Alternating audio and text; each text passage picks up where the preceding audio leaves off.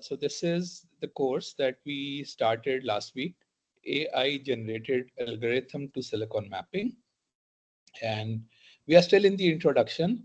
So so we have not kind of formally started the topic, and introduction sometime is a bit at a high level of complexity. And so if you are understanding the thing, that is okay, but you need not to kind of comprehend everything what I say in the introduction, because we are talking about trends, we are talking about something more perhaps complex in general. Then once we start start this course and we'll follow through the content that will be systematically built. So अभी हम सिर्फ एक इस course की appreciation को हम we are trying to capture that. And here, if I just recap, last time I said this course is all about solving a problem, and especially a problem that requires a physical device to be used. And then I said, okay, anything, any problem which is solved through a computer, it is basically electrons that are helping you to solve the problem. चाहे वो आपका computer है, चाहे आपका mobile है, ठीक है, चाहे टोल प्लाजा पे आप कोई चीज देख रहे हैं, चाहे वो हो. So everywhere where a computer is used, so it is actually the flow of electrons, a control orchestration of electrons, how you make them dance inside your device, when they are to flow, when they are not to flow. And there are billions and billions of these wires which are carrying these electrons, and wherever they are flowing it is 1, wherever they stop flowing it is 0. So some instant of time you are sampling, finding out what is the answer. And if it is digital electronics, your answer is always in terms of ones and zeros, and one signifies a flow of electron. That electrons, once you sampled that wire, electrons were flowing in that. Why it's like just an electricity, like there are 4 bulbs, so these are like 4 wires, and if the bulb is on, and I'm just taking instances after every minute, I look and see how many bulbs are on and how many are off, and then with some systematic way of turning them on and off, I can make them look like dance, and or maybe conveying a message, or something like that. So this is what actually. And then solve a problem, how you get to the electron, there is a long process, okay, and we are trying to get into that process, that where we get in, where we actually physically control the electron. Because once you write an algorithm, develop an algorithm, and last time I showed you an algorithm which was to just sort an array of numbers is an algorithm. And then you go and you write that algorithm in a programming language, and then the programming language that basically is a software, and you compile it and then you execute it, and it obviously runs on actually on a hardware where the electrons are kind of making it do the and give you the desired result. So but sometimes and this is where we get in, we say sometimes really if you're solving a meaningful problem, part of the problem you may want to do on hardware or custom hardware, which is just specific to solving that problem. And this is the scope of the course, where we are saying, let's do the algorithm in hardware for many reasons. Because once you put a computer is so general purpose. It's a general purpose computer. It is not meant to solve your specific problem. It is meant to solve every problem. That's why it is general purpose. And because of its general purposeness, it has so many things which your problem may not be even using. Okay, so your problem is not using everything that is there in that general purpose computer. So you have something, so you basically are cost conscious, performance conscious. And so you decide that this is what you're going to do it in hardware, and once you decide that, you got to now create an architecture. And then architecture primarily is logic. Then logic basically runs on the devices, which are devices are the your transistors, and that basically orchestrate these electrons to flow in a specific order uh, that basically solves that problem. So फिर हमने then I came to this flow, which is more kind of technical, but it is to the same route, that you have a problem usually you specify into design specifications. Then you have a behavioral description of that thing, and usually in a high level language like Python. And then you decide whether you are going to do this in hardware or software. The software, you may keep it in Python, you may convert because of, again, performance issues in C, C++, Java. So it's up to you that how you implement the software. And same is the case with hardware, that you have decided that this is the hardware. And then in hardware, the first thing we need to do is decide about the precision, because the software runs on a general purpose, and this is also one of the reasons run on a general purpose computing machine. And general purpose Python runs everything kind of in double precision, floating point format. MATLAB does the same. So it is consuming 64 bits to represent a number, and the number may not really deserve 64 bits most of the time, because end of the day, if you are playing it to a human, that human, if it is an image, only can distinguish so many grayscales or colors, or if it is voice, only this much decibel, which here can discern. So once you are going back into reality, that type of precision is not required. So why then to have that type of precision? It's very important question that here you answer. Then what is the precision? It as if you want the average salary of the class, all the members of the class, and you say answer is 20.3956782560, and you say it does not really mean anything, because only if I say it is 80,000 rupees, that should be enough, even not the 80,000 point something is. So you say, so precision lot depends upon the purpose, the ultimately that data will be used. And there is no point in having even the intermediate, for intermediate calculation, having higher precision, where it is not going to add any value once you generate the output. So a lot of efforts in hardware designing happens here, where you are deciding about the precision, the 2 points in precision, whether you want to do it in fixed point or a floating point. We will cover that in the course. And then for every how many bits you want to keep for every variable, because every bit is a wire in an actual hardware, requires a flip-flop for storage. Okay, for multiplication requires even bigger logic because it expands.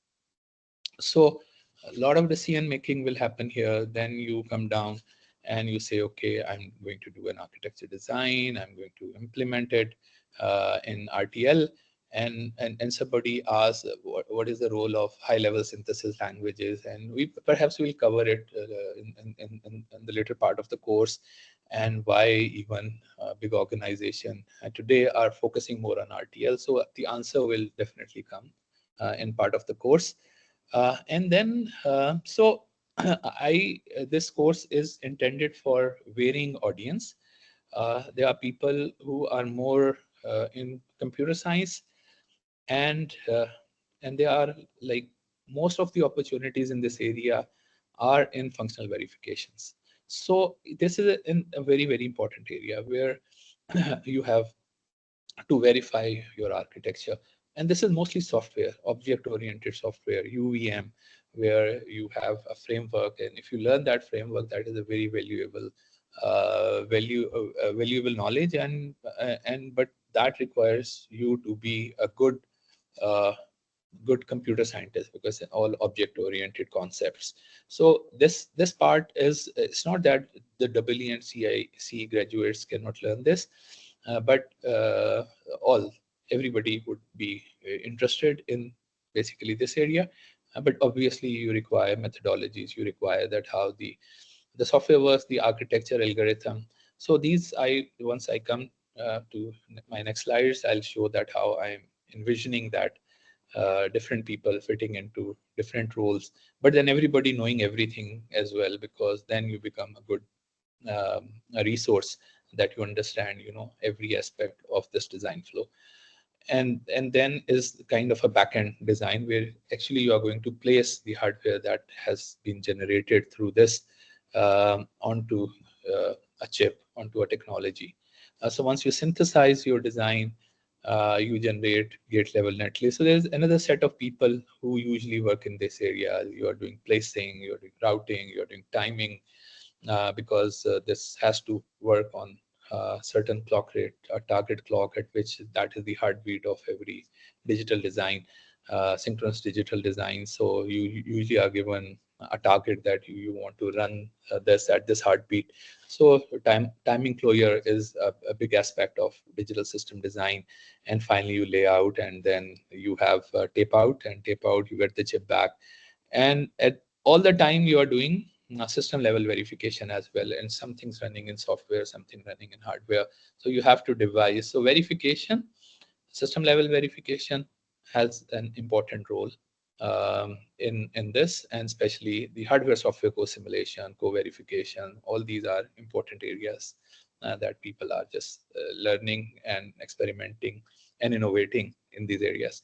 So these are the tools that we are will be using.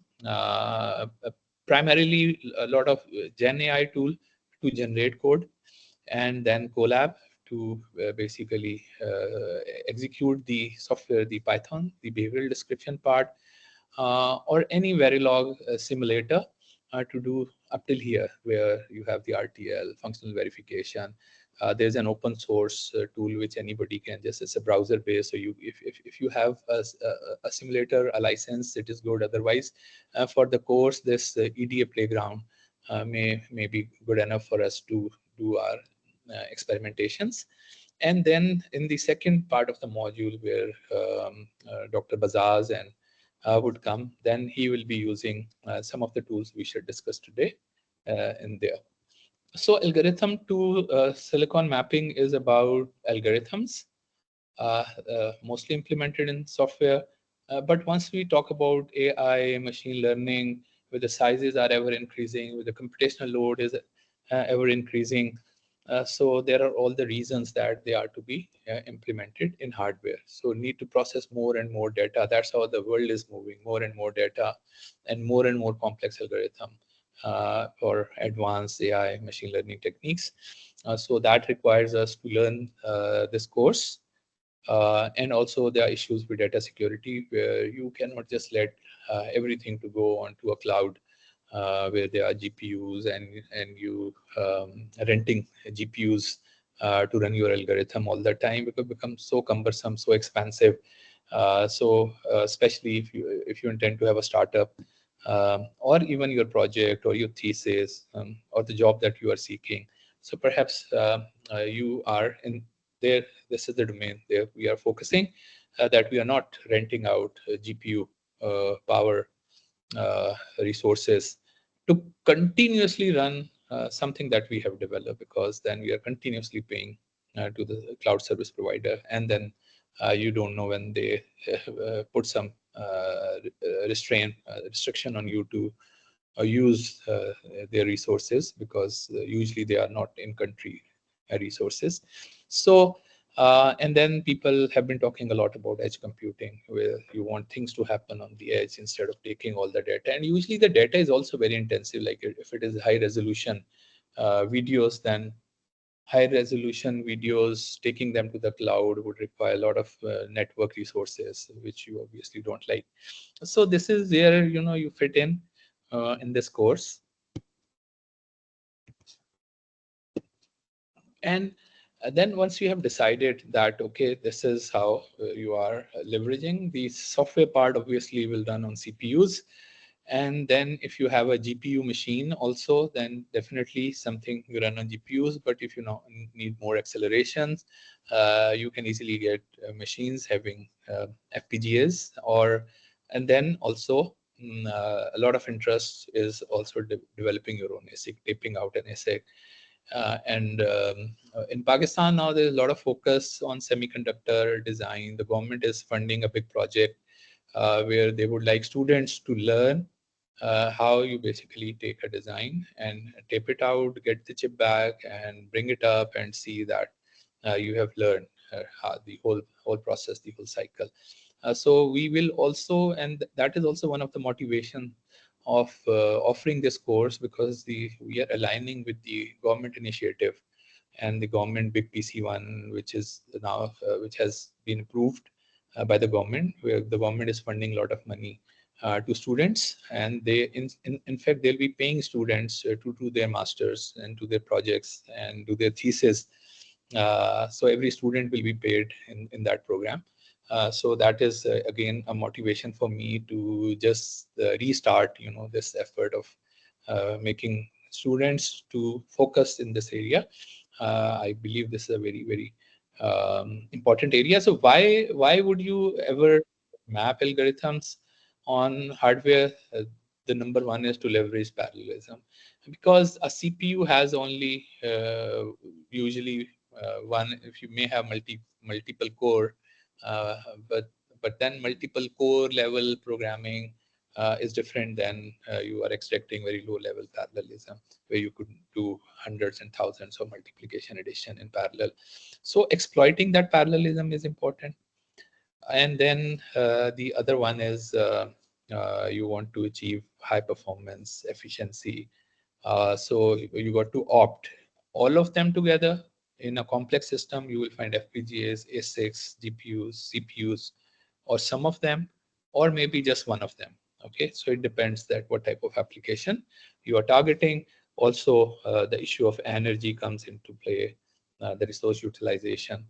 So there are several factors, because if you have a very heavy machine doing it, and it's a general purpose machine, it is consuming a lot more power than you have a custom design running on an FPGA or an ASIC.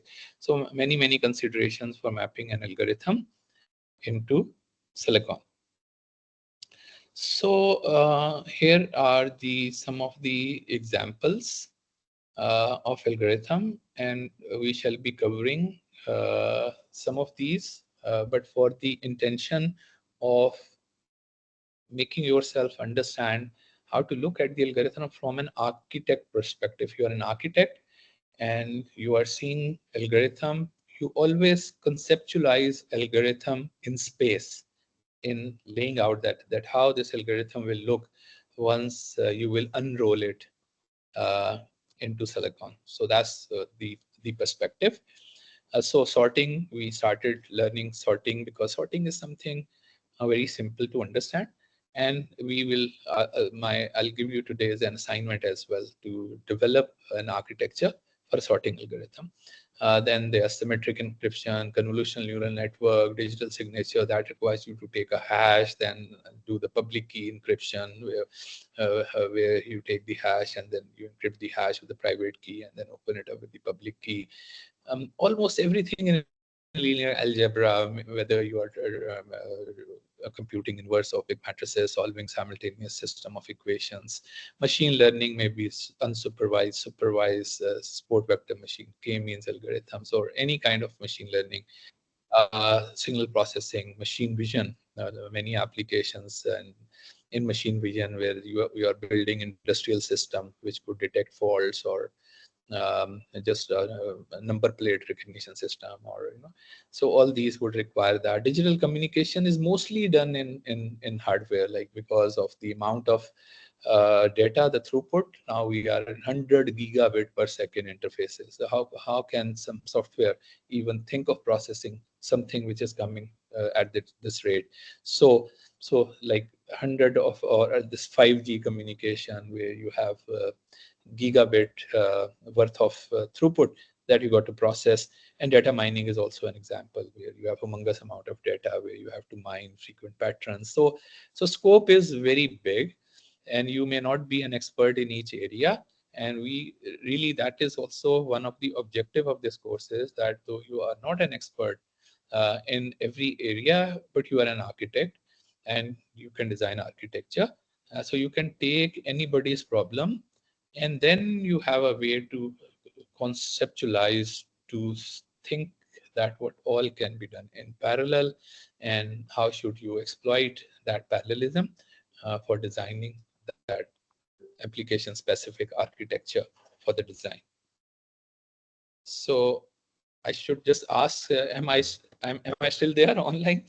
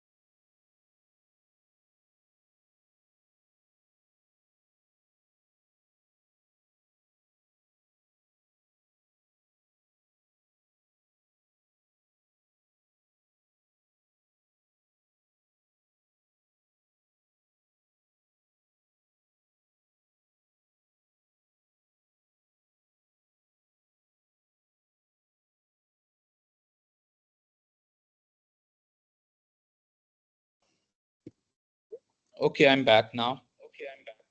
Thank you, thank you. सही है, मैंने अभी हाँ,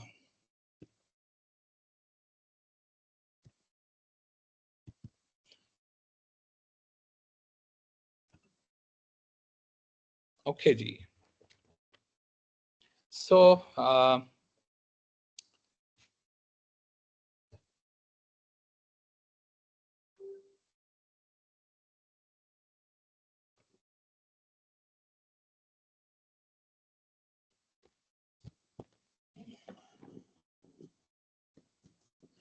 okay, so these are some of the algorithms, and we took the example of the sorting algorithm, and where I said there are so many ways to sort our data, and quick sort, merge sort, time sort, this, that, and usually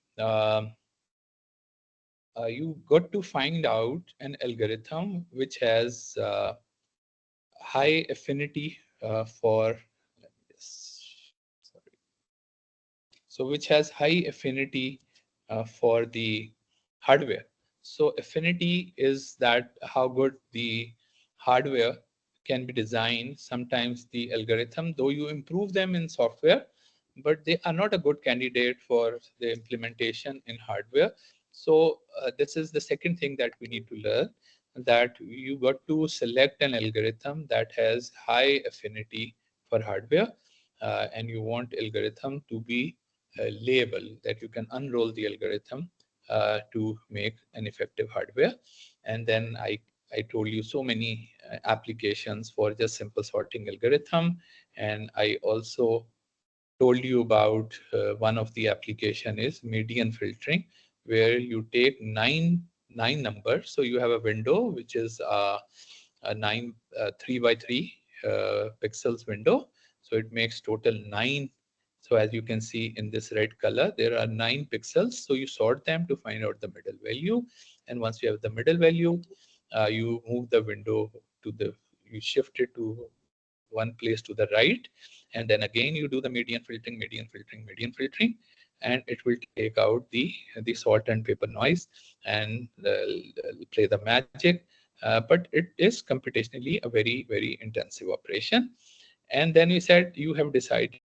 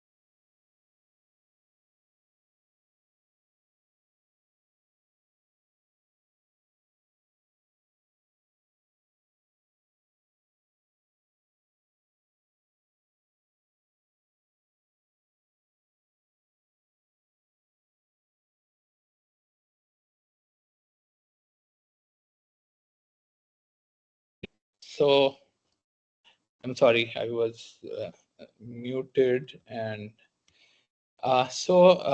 now I hope everybody can.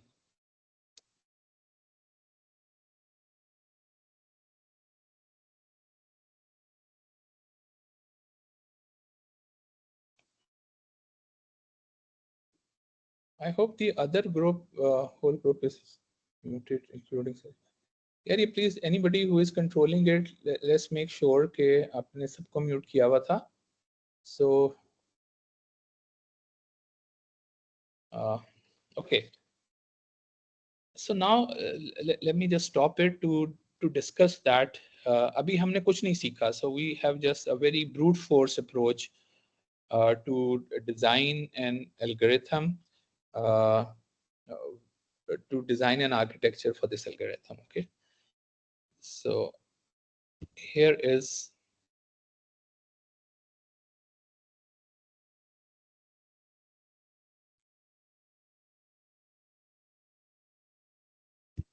So you see that, so these are the number of values that you have.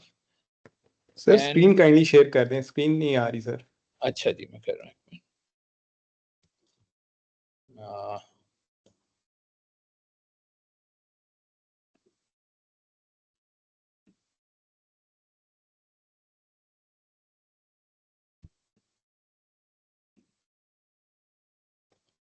ठीक है जी, अब आ रही है नजर? जी sir, आ रही है. Okay.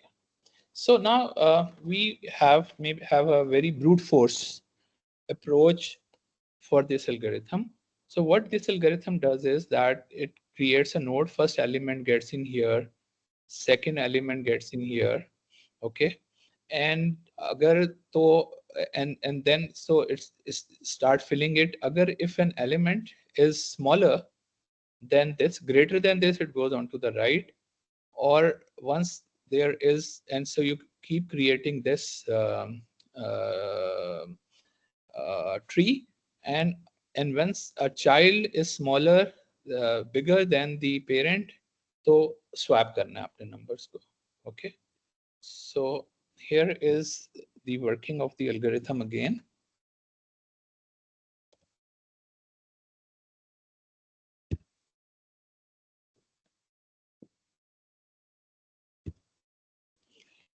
So this you start, so this is gets into this. Now you put this on the left, and then you put this on the right, then you put this on the left, then you put this on the right, and you check also. Once it is together, you swap.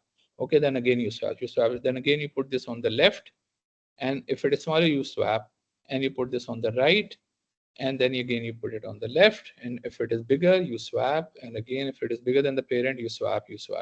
Okay. And so, and then you go in the same order. First the parent node, then the left, right, left, right, left, right, left, right, and you have a sorted list of numbers. Okay. So once you have a sorted list of number, now what I want you to do is that have these as the number of registers have all these registers. Okay.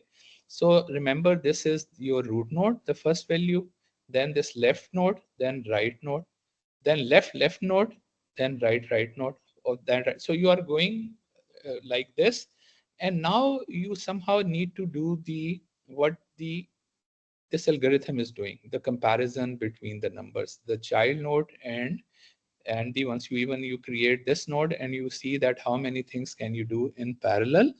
And you have, so you can mark this register or a storage element as so you can mark this as a child, as a parent and a child for this. So what level of hierarchy? So this is where you have your root node, and this is your first left child. So left one child, and this is your right one child. So you are going to compare these two. Okay. So, and this is how you are comparing. And if left is one is bigger than right, then you are going to put it here. And similarly, you are comparing your root with the right child, the left child and right child. both.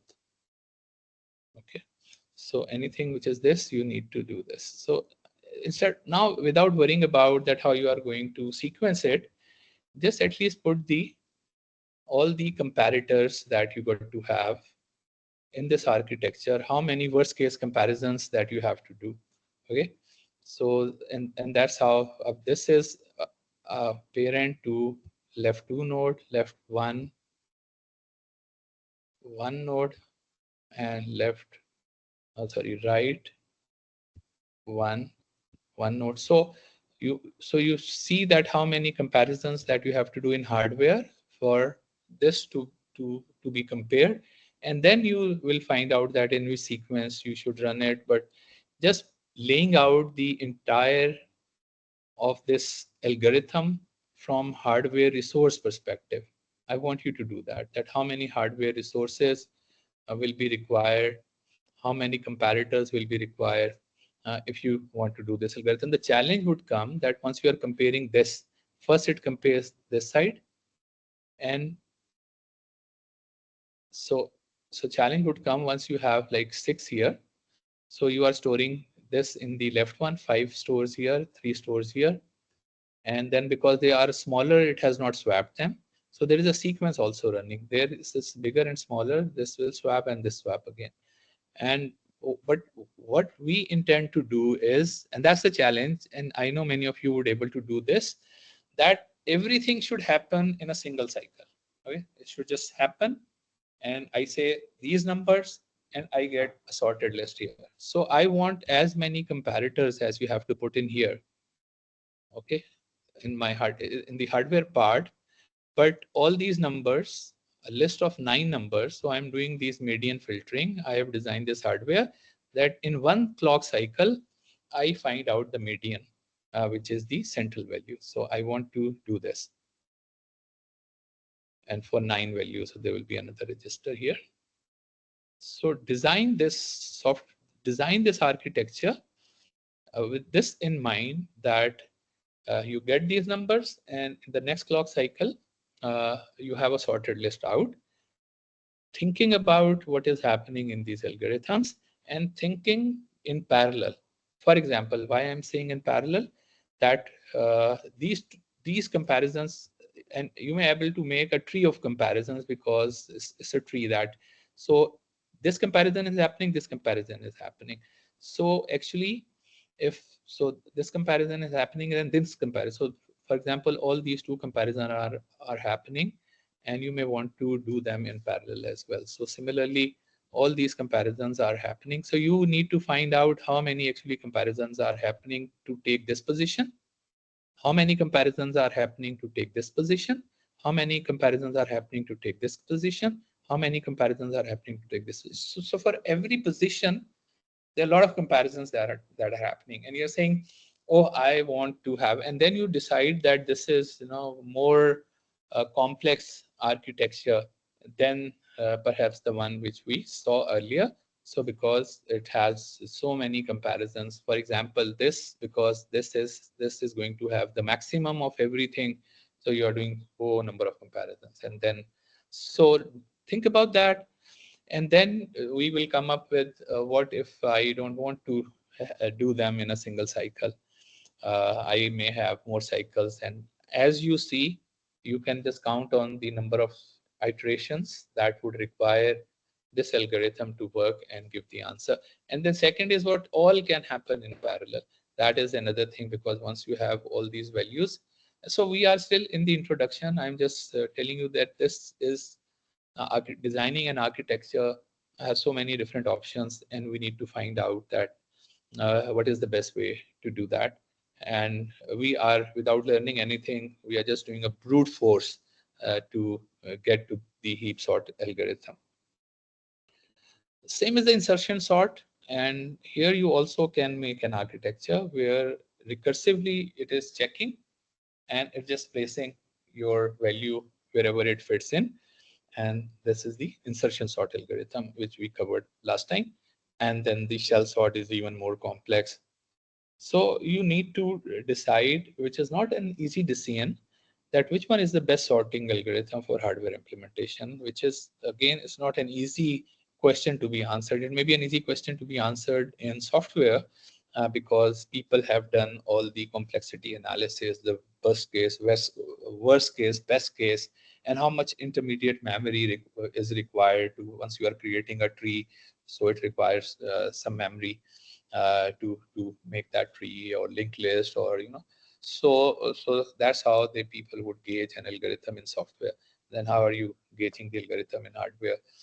Is how easy it is sometime because a comparator, if it is physically there, if you use it all the time, better it is because it is physically there in the hardware. But in the software, it matters that how many comparisons you are doing in hardware. It matters how many comparators you have in the hardware because that is taking an area. Okay, so this is where you exploit uh, the parallelism, and you learn how to exploit the parallelism uh, from the hardware affinity perspective. You figure out how much structure you can repeat in different iteration. This we will learn about folding, that how you can fold the architecture. Like in this sorting algorithm, I said you use the same comparators again and again and again. So we learn about the sorting. How can you pipeline? And we will learn about pipeline and several other aspects that we shall study in this course for designing an effective architecture. Okay.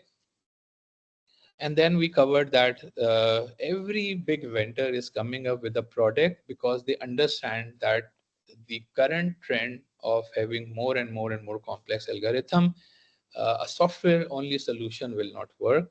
So we covered like there is a scalar processor, which is a CPU. Sometimes you have FPGAs, fabric inside your platform so that you can move some of the stuff onto FPGA. And then sometimes you also have GPUs and digital signal processors where you can decide that what part should run where. As system becomes more and more and more complex, things are happening everywhere. And for some software, a fine part of the algorithm should run on the scalar processor.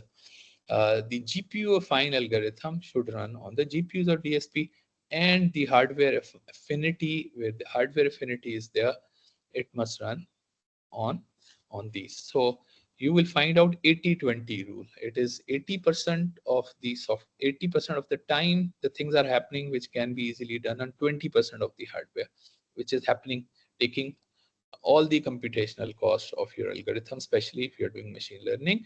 They are the innermost loops that are just being executed so many times. And there is 80% of the code which only runs 20% of the time.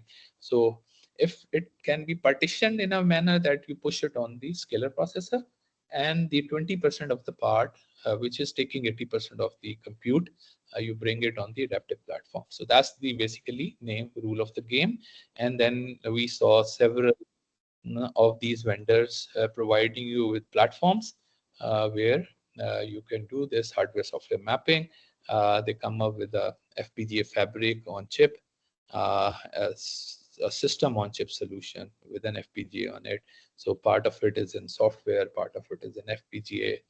And so there's another product which we have also used is the Sync processor, which has dual core ARM Cortex processor, and which runs on 1 gigahertz clock rate, and then an FPGA fabric, which has number of gates available to you. So you can move that, so to say, 20% of the code, which is taking 80% of the time on this fabric. And then the other options, so there are many other options that you can think about.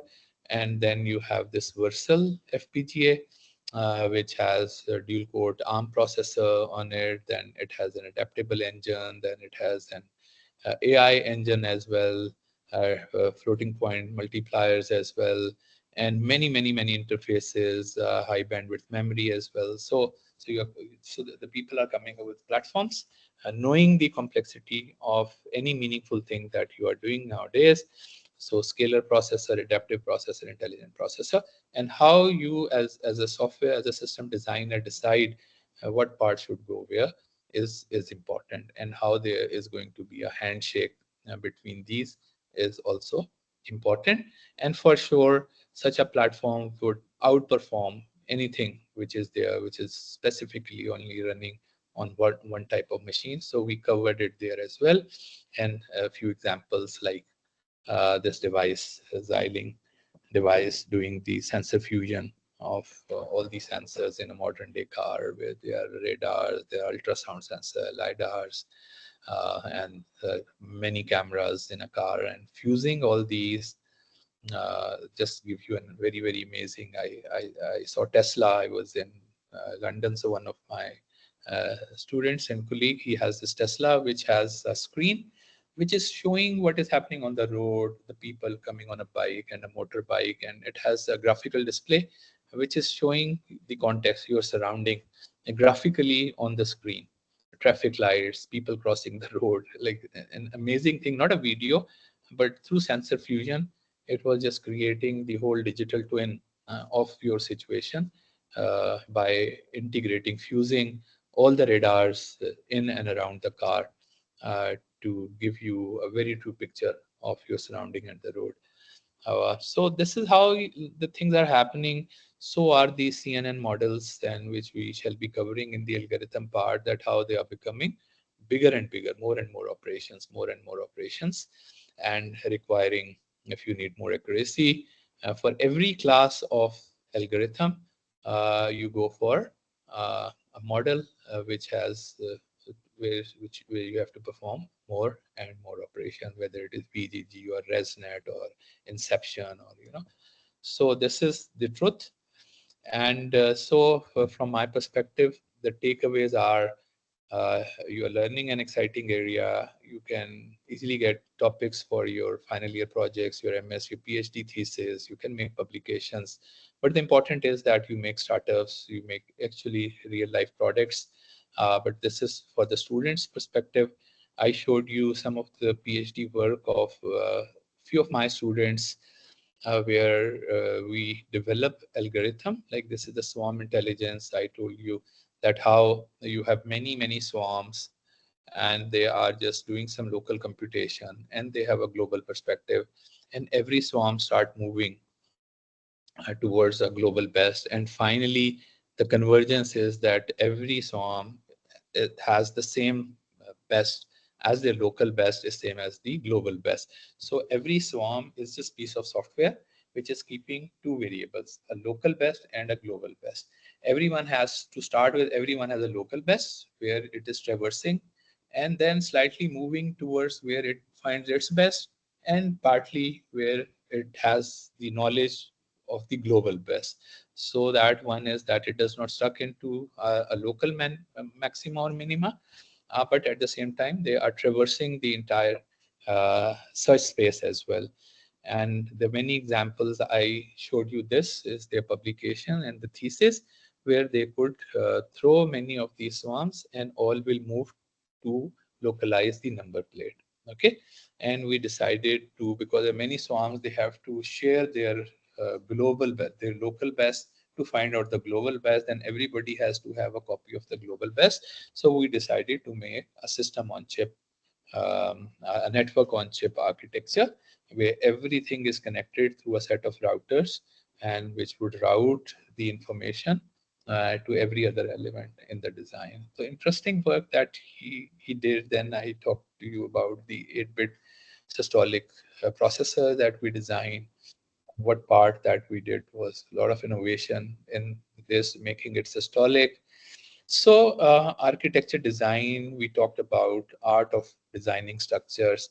I told you, like, doing the same thing would have many different architects. So every person who is designing, that's why there are different processors, different instruction sets, because of many reasons. Maybe resources is one, though they're doing the same thing. And I give you the example of the railway station, uh, and and then some are very fancy railway station, but very expensive to build. You feel good, but at end of the day, the purpose is only for you to come on the platform and get into a train. which perhaps a cheaper design may also be doing. And so we talked about the design flow, and here I give you a little bit about the history. That end of the day, everything is made up of transistors, which was invented in 1948, and the inventor got a Nobel Prize. So everybody knew that a big invention has been made, which is going to change uh, the humanity, which is just going to bring a lot of revolution. And that's why we saw this happening. And then first silicon transistor happened, then the CMOS gate happened, and then people were able to put more and more and more and more of these transistor. This is the Intel 4004 transistor processor, which was a 4-bit processor having a number of transistors on it. And then it was like, because seeing that how the technology would shape, and nobody would guess it better than the Intel CEO himself, who's Gordon Moore, who said number of transistor will double every 18 to 24 months. And this is coming from his famous paper, where he was only in 1965 and he could make this discovery. And amazingly, this is how everyone is catching it up, going from finer and finer size of the transistor, from 7 nanometer technology to now 3 nanometer technology. And this is what everybody believes, that by 2030, there are going to be transistors or devices which will have 1 trillion transistors on them. And obviously, once you're talking about these many transistors, you cannot physically go and look at every transistor. So you got to know something which is the abstraction, and that's what we are going to learn. So from that perspective, scope of the course is that we need to understand what is meant by level of abstraction. We need to understand that a problem, once is seen, is at a very high level of abstraction. A problem which is seen may not be a technical person who sees a problem and tells you that he wants to solve this problem. An interesting example is I was in London uh, last week. So I was doing my immigration and I was amazed that nobody even checked my passport. So it took me maybe a minute. So I went to a station where I just scanned my boarding card, and perhaps my picture was taken. Then I went to another one, and then I left and I was on the gate. And then yesterday I was in Singapore, and it took me just 20 seconds to just go past, do my immigration. The same thing happened, that nobody checked my passport. It was just the my boarding card. I put the boarding card, and then they said, look at the screen, and perhaps they were seeing iris or my taking my picture. And then I went to another computer, which took recorded perhaps my picture and must have compared me with the picture of the passport they must have or something. And then I was on the gate. Total 20 seconds. So once somebody is perceiving the problem, usually it is at a very high level of abstraction, saying, I want this to be automated. So this is the level of abstraction. I want this to be automated. I don't want people to queue up on the immigration once they are leaving the country. I want them to just go. So that is how usually a problem is defined to be solved. And why we call it high level of abstraction, the person who is saying do this has absolutely no knowledge that how actually the electrons are going to do that problem, are going to solve that problem, and how the whole process will start from there. That once a problem is given to people, that this problem is to be solved, then how the whole process will then start. And here comes the skill of different people. Well, it used to be, if you are doing anything in hardware, is used to be only the electrical and a computer engineer, and they will devise algorithm and then devise the architecture, then do the front end, do the verification, functional verification, happy, do the synthesis, then the back end design, the tape out, and get the chip back. And now what is happening, that all these things are going at a high level of abstraction, means you are just sitting and saying, design the architecture, okay? And something will happen and the architecture will be automatically designed. design the verification for this, something will happen which will create the verification structure for you. And because now everything is moving at a high level of abstraction, so what is happening that a bigger skill set where this is less doubly can also learn these tools. So I've seen many computer science programs are running a chip design course in America, and this is one of the reasons that you can design ICs without worrying about how a transistor work, how a gate work, how digital logic works. So without really worrying about those aspects of a physical hardware, you can be an architect, and that's something very interesting. So, and with generative AI, it is even going at a higher and higher level of abstraction. I have actually made the algorithm on the negative side, which only tells even if you are not a technical person, you can devise algorithm. And this is something which you're going to experiment, which I experimented in my AI for all course as well. That if you are totally a non-technical person, okay, still you will able to define a problem and design algorithms for it, and then you give it to the other people to actually implement that. So I see a very change of scope, change because of the abstraction level. The skills is becoming easier for people to get. So this is my perspective. If you go on this side, you are more electrical. If you go on this side, you are more non computer science, and maybe here computer science, here you are even non-technical. And I believe that some of this could be taken up by non-technical people who have no background in programming, can also learn uh, part of it easily. And as you're moving, so you can push, which is very hardware specific backend thing, to people who actually have the engineering background, and less of this to people who have the programming and the computing background. So that's how my perspective of the spectrum is. And this brings us to the course information. I usually use this, but this is also which is available to my TA. The case.edu.pk is my email. You can just shoot an email, send me a message, post something on the group, and I'll try to respond. A prerequisite is definitely I want people to have uh, a fundamental course in logic design. So end of the day, still it is the hardware. So they have, just this perception of the logic in their mind. Maybe a course in computer organization. But programming, I definitely want people to have some hands-on programming experience, because we will be requiring that will brush up your skills. You may have to learn a new language, but programming is important. Mostly from the internet, but this is the book which I authored, and I think somebody put it on the group as well. A very interesting book at that time. I just perceived that how you basically do the digital design of signal processing system, and now we are no more just specific to signal processing. Now we are saying any system, you can do a digital design of that. It's published by John Welle and Sons.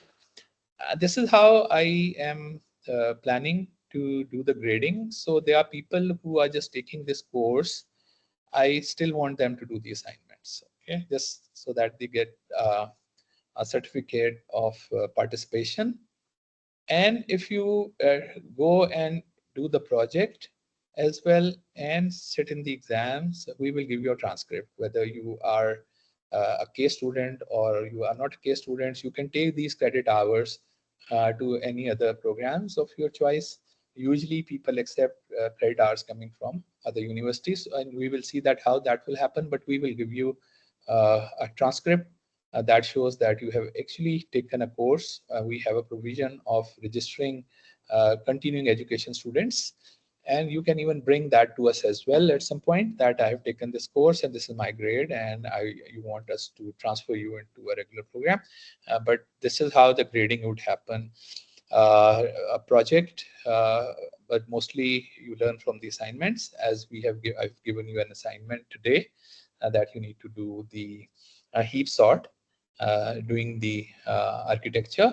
Uh, and if you could, I don't know if it is possible or not, perceive that everything can happen in single cycle, assuming you have infinite resources. Don't worry about how many comparators you are putting on in the design.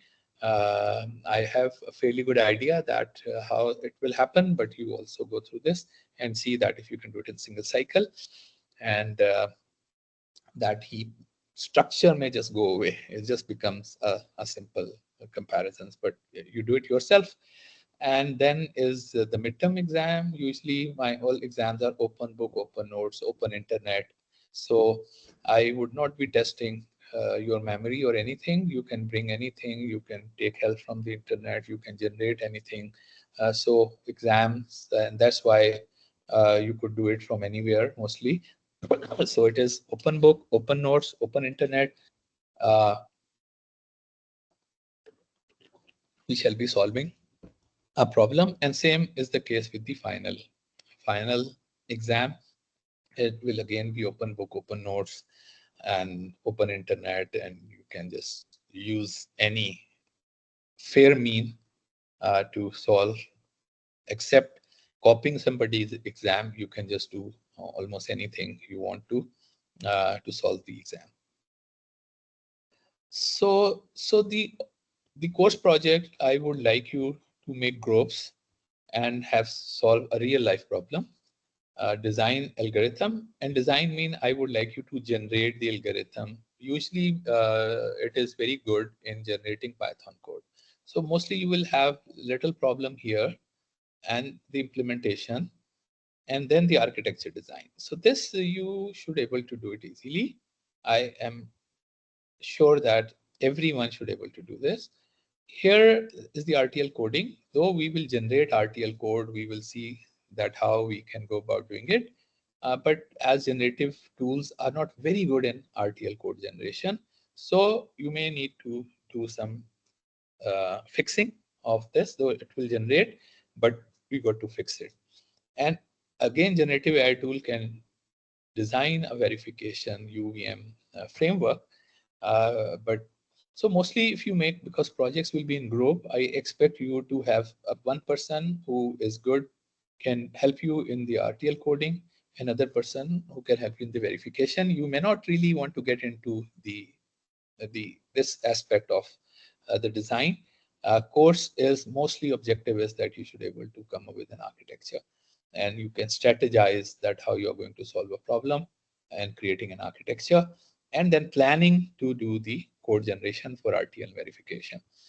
So real life problem, developing algorithm, defining an architecture, doing the verification, and then maybe synthesizing and seeing that how you meet the how you do the time closure. So my learning objective of the course is you get the fundamental knowledge, everybody, you develop your skill in algorithm architecture design, and then based on your particular preference, you take one of the stream. Either you only are doing the architecture, so that is a stream, or you are doing the front end, that is a stream, you're doing the verification, that is a stream, or you are doing the back end. So you may just remain yourself into architecture as well. So that is also an option. And market readiness. So my another aspect, as I mentioned, the government is really pushing our students to train themselves so that they can get into the job market. And there are many companies, they are becoming more and more companies, they're hiring more and more people, and mostly they are getting outsourced work. So we want you to be to get into those shoes so that you can help the industry also uh, with your skills that you learn in this course. And but my real interest is that some of you could make startups and think of some products, and so convert this into some commercial activity. That would be just great. So we have kind of covered in the session one, means the first part of the course, and then we break you down into multiple streams. So we have covered this much. Today I intend to cover what is meant by level of abstraction and how generative AI can help you to do the design. And then we will learn about many algorithms and learning how to exploit parallelism, how to design the hardware, how to generate code for Verilog, and how to do the design verification. This is the session one that I'll be taking, and then we do rest of the sessions, and we will see that how this first session goes to decide about rest of the sessions, and how many shall we run in parallel. So level of abstraction is the only way to manage scale. 1 trillion transistors on a device, you cannot design every transistor yourself. It would take you forever to do that. So it means that once you are going at higher scale, problems are becoming more complex. You need to increase the level of abstraction, and that requires people to put in a lot of efforts to give you that type of abstraction. Okay, so power of abstraction is that you have a problem and somehow magic happens. You say, design a solution so that a person who is walking through shall not be required any human intervention for anybody to see his passport. So it is like my face and then all the faces who are traveling, then finding out my passport, then finding out my boarding, and somehow even I don't have to pass scan my boarding card, maybe, so, and you say a solution automatically is generated, or not really a solution, algorithms, and algorithms are generated. No, really you need to write a program. No, really you need to develop software, implement. No, really you need to do hardware, software, you need to define architecture, you go and actually design the logic and put it on the devices. So at what level of abstraction, higher the level of abstraction means things are happening automatically, and you are pushing the abstraction to higher and higher level. I'll give you an example. Definitely the things are actually happening. The electrons are doing the work, even their devices as well as logic as well as an architecture as well. Okay. For example, high level synthesis, it may be just designing architecture by itself. You have sometimes no concern. You say, why should I care? I have this high level description of the algorithm, and now it is the hardware is working, so I'm happy. So that, yeah, definitely that is also an option. So it is to understand this, understand a typical organization where there is, for example, in Pakistan we have a cabinet secretary, a typical government organization, then he has a special secretary, then he has additional secretaries, then he has joint secretaries, then he has directors, and so they are director, multiple directors, then they have deputy directors, then they have people who are actually doing the job. And why creating all this mess? To give this guy a very high level of abstraction. Okay, he would just say, as a cabinet secretary, or a secretary of science and technology, or a secretary in foreign affairs, he will only pass an order. I want this to happen. Okay. For example, nowadays they say a digital Pakistan. We want to digitize the FBR. So the secretary has said, "Oh, I'm told by the prime minister to digitize FBR." So it's a very high level of abstraction. He's saying digitize FBR. He does not even understand what is meant by digitize FBR. Okay. And then there are additional secretaries who are being tasked, you do this part, you find out a software company, you find requirement specifications. So different depending upon their roles, they are given different tasks, and then they have or more people to do more tasks, and going down to people who are actually doing the work. Okay, so you want this guy, you want to give this guy a high level of abstraction. If you make him sit here with this guy, which we say he start micromanaging, and he has no knowledge of what the rest of the organization is doing, definitely it is bound to fail. So that's how you create a structure to give a level of abstraction, believing that once he says something, things would automatically happen. The down layer, actually the people who are doing work would do a work to give this guy a high level of abstraction. Once he sees that work is not getting done, that is very problematic. Then he has to come down to intervene and to see that what is to be done. But the whole structure basically collapses once this happens. So same thing, precisely the same thing happens in the hardware design as well. If you have no trust on your tools which are giving you high level of abstraction, then this whole thing collapses. Then you got to go down. If you don't start trusting your compiler that it is generating the right assembly language, that is a disaster. Because so you trust your tools a lot, and that it is, and especially in silicon design, the tools are so expensive, because end of the day, you are committing something happening in the transistors that are getting fabbed into a fabrication. There you are going to spend a lot of money to get those chip fab. So you must have a blind trust on the tools, that tools if they are doing something for you, they are never wrong. You may be wrong in giving them instruction, but the tools are never wrong. So this is called the abstraction, and we are seeing this abstraction happening. I have in my mind that this is the abstraction that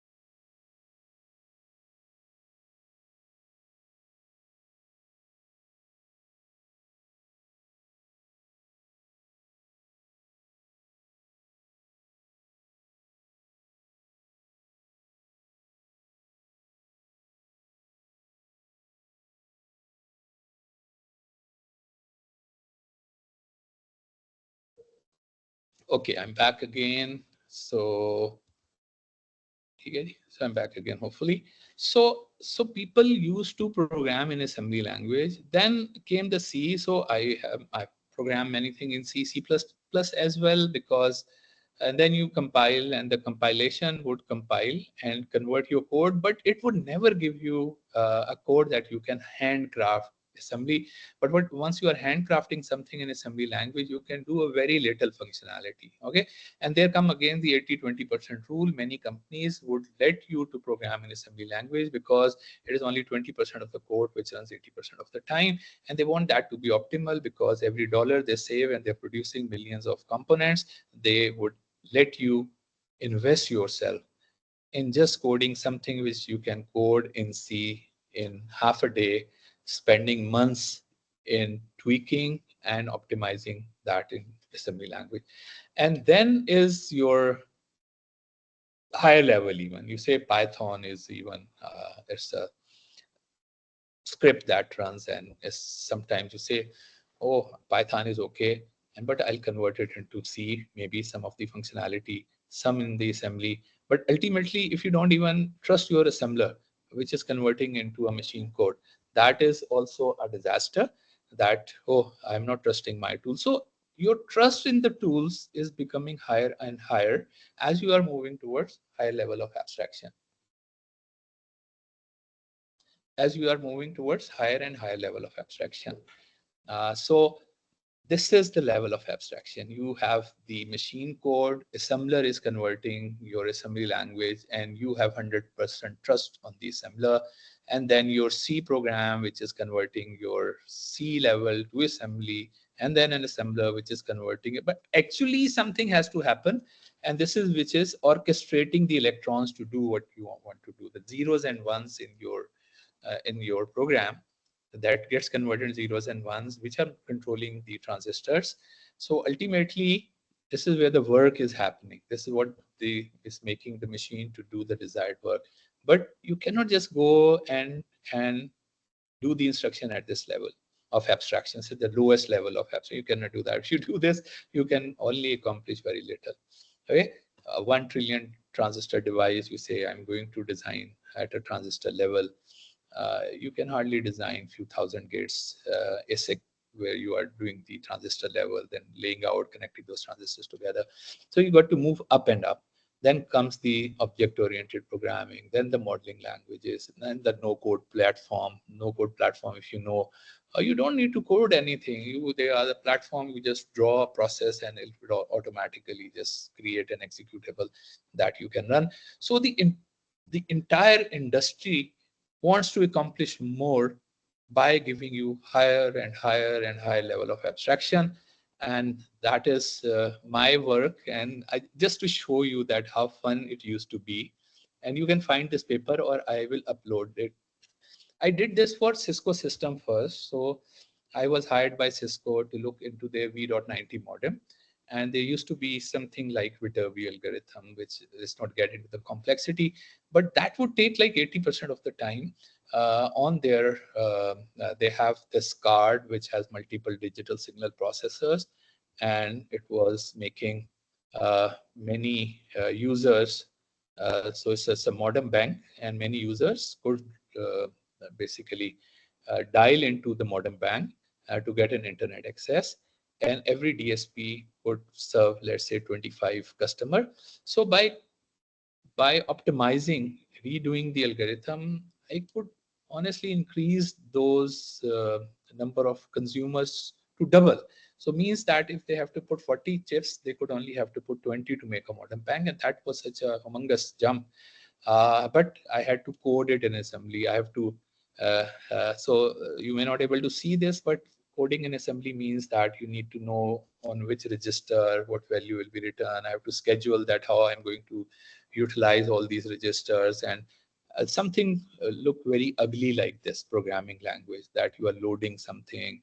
This is your address register and you are loading into a register, then you are doing the multiplication, and then you are doing the address plus plus, and so there you are doing multiplication. And so coding at this level means that you can hardly, as I mentioned earlier, something which you do in half a day in a C program, that may take you months to code into an assembly language. But you would not mind, because if you are handcrafting this, compilers were not that good. They were not generating. This is the problem with the high level synthesis tools as well. As people, though they were compilers, they would still take C code and convert it into assembly, but that would be a very, very poor, because such a complex processor having so many multipliers, adders, registers.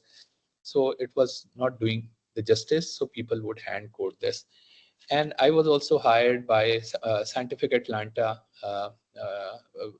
when they were like implementing radian system of satellite communication, and where they were using analog DSPs. And again, the entire code was written in assembly language. And that the problem was, once you move from one processor to another, you have to learn another assembly language. This assembly language was very different. Here, they were registers were like in a register banks were different, but here the registers are like, this is data memory instruction. This has the address, and so you take the address and load this value into MX0 register. But you have to learn a new language. This is how they would do a loop and the end loop. So assembly language, moving from one processor to another learning, that first you got to learn them, and then, because you are working at a lower level of abstraction. Then with my first PhD student, I thought, why not to give a level of abstraction to the programmer, where a DSP code can be generated automatically. So I ended up making a very, very complex design model of the digital signal, TI digital signal, Texas Instrument digital signal processor, and then could map the problem also, a model, and could generate an optimal schedule, and could able to generate the code. So what I'm just trying to explain is to give a programmer a high level of abstraction. Such a complexity is handled at a lower layer, and to give you a confidence that this complexity has been handled correctly, it will generate the right code, and it will be an optimized code. Only then it will give you a comfort that you say, okay, I'm going to use it into my product, which is going to be in millions of parts. Otherwise, if you don't trust the tools that they are giving you the optimal, so you will never use them. You may just use them for simulation, but as the coding, once the comes to actual product that you are making, you say, no, no, no, I'm not going to trust these tools. But at some level, you have to trust the tools as well, and where you cannot just go at a transistor level and do the design. So this is again one of our papers in IEEE transactions in consumer electronics. It was Suhail was my first PhD student, and so and I think we also filed a patent on it, on a patent on how you can do a model to do the abstraction. And then once we started our company in 1998, and you can just imagine, like, now people are doing this code generation today. At that time, we started this company. We call this company ET Tools or something, and where we thought that let's write code generator, where we give a template to the user, and it can just drop these blocks like a Simulink and create a design, a top level design, and then just it says generate code, and it will generate Verilog code. So we started investing in designing code generators that can take a picture like this. And I remember this screen was made by Imran Kaisar, who was the CTO of Kareem. Okay, so he was the best programmer, perhaps one of the best programmer that Pakistan has produced. He was GIKI, then went to Facebook, then went to Stanford, then joined as CTO Kareem, and then he led the all the software development at Kareem. So he basically developed this software, and Imtinan Ilahi was the guy who was looking into the, and then he did his PhD. He was a UT Lahore topper. But so a lot of effort was going into into designing these things, sine, cosine generators, and how they're adding and making it.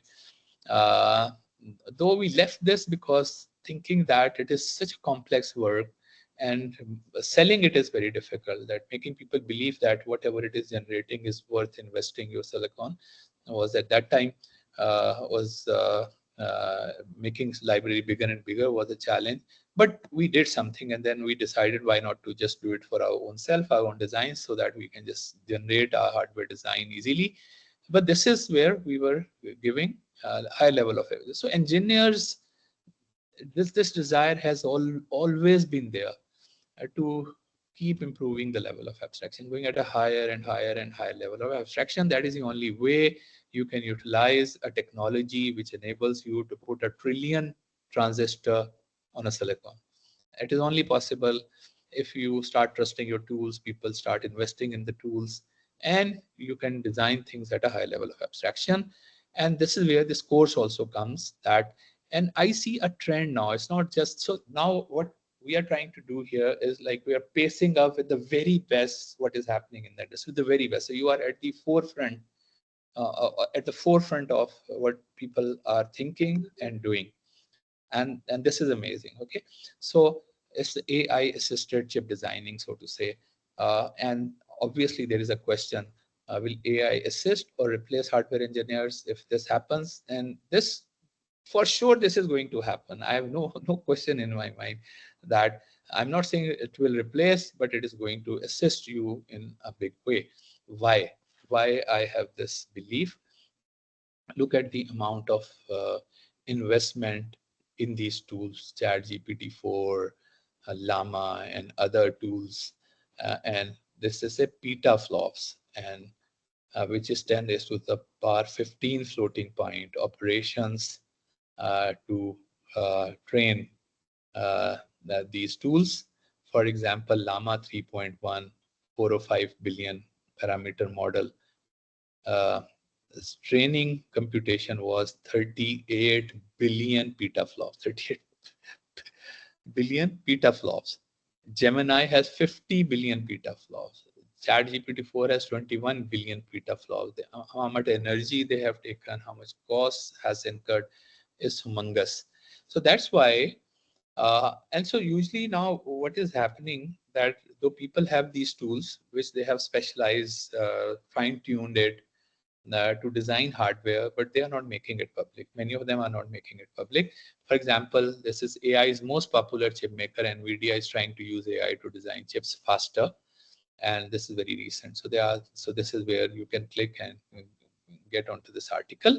And this is what NVIDIA use AI to build AI chips. Or all these tools are by NVIDIA, Verilog Coder, FV agent, OPC agent. So all these are the tools, and what these tools are doing, just designing the hardware processor for NVIDIA. So NVIDIA has been investing, but not telling the world that what they are creating, but telling them, yes, we have the tools which can automatically generate the design. Not only the RTL, they are doing everything. So this is design assistant, design optimization, and so very recently, it was in June of 28 and 29 at IBM Research.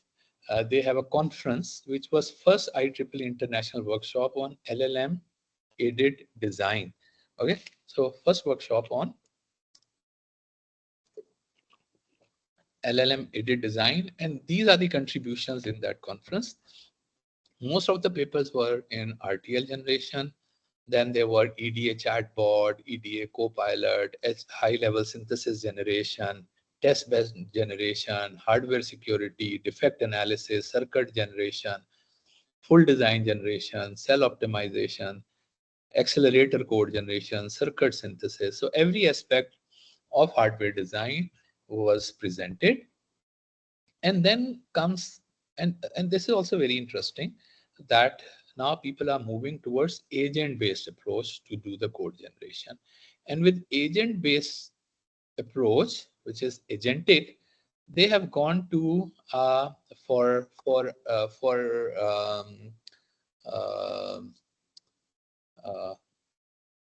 for just the algorithm development in Python, they have gone to even higher accuracy, about 98, 99% accurately generating the code.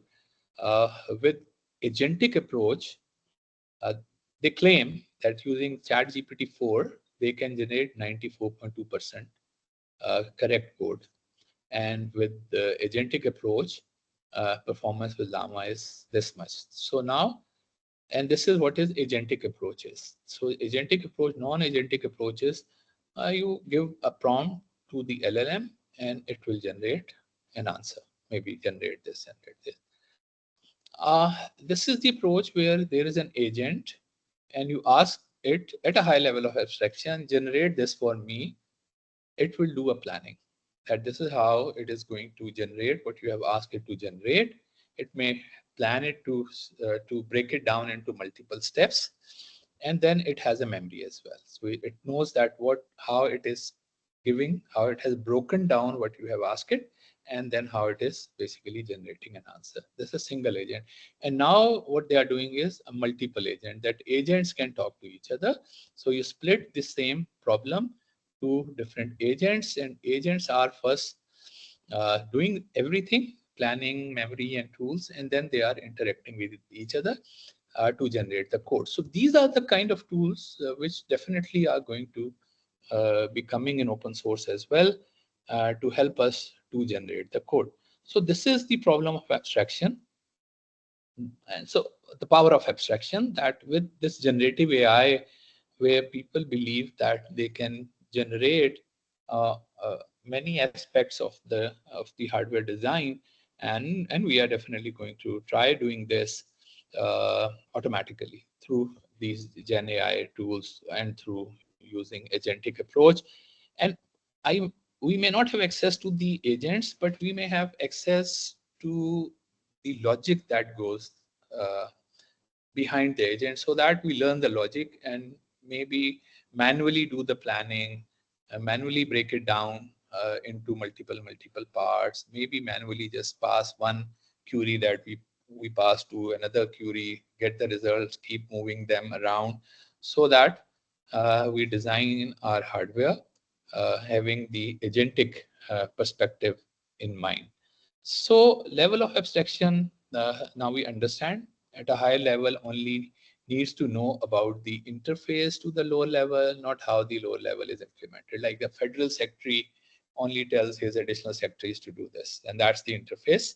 And how the additional secretaries are now going to break that task down and going to give it um, uh, to to the directors and other people is just you leave it to them.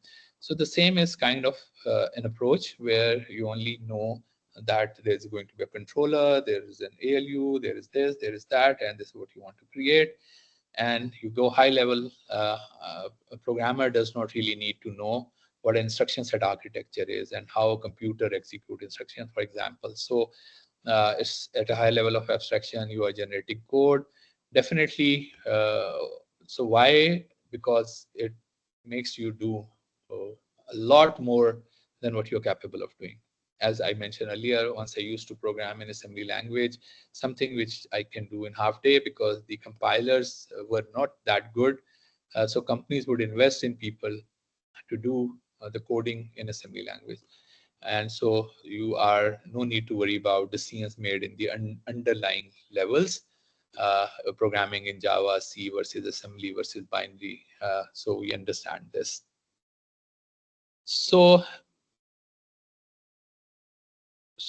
this is really so as long as everything goes, and this is very important, as long as everything goes well, not knowing what happens in the underneath is not a problem. Oh, I don't care, okay, because you have such a belief in your tools that you don't want to even know that what is the assembly language of the machine, this Mac I am using. I have no reason to get into that, okay, though I'm just a developer, I'm developing. I would never doubt, I would not spend even a minute to go into how the actual this Mac processor it is running the PowerPoint on it. Why should I care? Okay, so Same is the case. What is going to happen to the hardware design if we have these type of tools which give us, that type of comfort, that are high level synthesis tools as well, that I know that I would get what I want. So then nobody would ever worry about this, but we are not there yet. Okay. Why? Because once you run even a high level synthesis code and you find out that the program that you have wrote is not giving you that type of parallelism that you are expecting, it's running slow, uh, is not correctly running, giving you wrong results. So once you do the power, you say, oh, it is consuming too much power, uh, and it's just shutting down after a while. And so you say, you have compromised so many things, and you say, uh, hardware is too hard to program, hardware design is too slow, or does not provide the right privileges to the server. So it's a many reasons that knowing what is happening underneath at certain level, till certain level of abstraction is important. So from this course perspective, though we are saying generative AI to do algorithm to silicon mapping, but still, because I know we are not there yet, as we were not there where a compiler would generate a code for a VLIW processor. So we are not there yet. So we need to understand RTL. Okay, what is RTL level, register transfer level?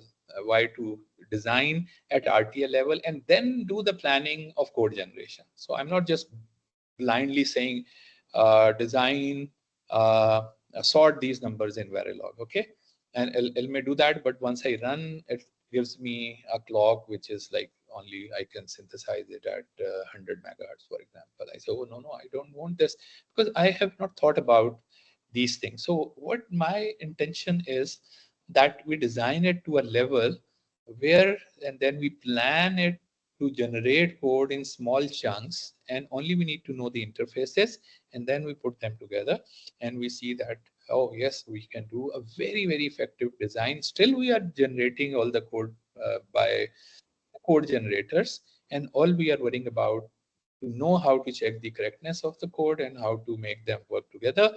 But for that, we need to learn and answer this question, that's why, then why would you want to know what goes on underneath or above? The reason is that once you generate a code and it will not give you, it will give you all these issues, then knowing what is happening underneath is important. If it is working fine, then people would start not worrying about. They'll say, I have 100% trust on the assembler. I have 100% trust on the compiler. I have 100% trust on this script, which gets executed. So that's how we are planning that level of abstraction in this course. Generative AI-based algorithm to silicon mapping.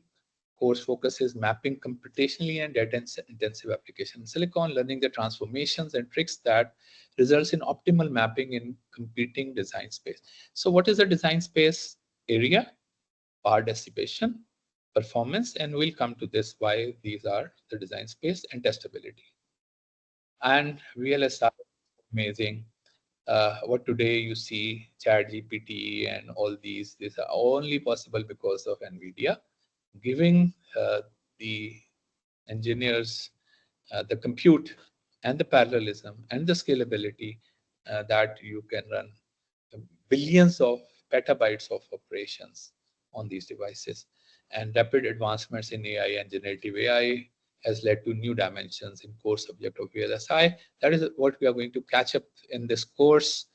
Something, as I mentioned, totally state of the art, totally at the forefront of technology, totally where the entire world, all the big companies, these Synopsys or Cadence and NVIDIA and Intel, and all these are basically IBM, all these are sponsoring all these workshops and conferences, and where people are coming and sharing their experiences. So we'll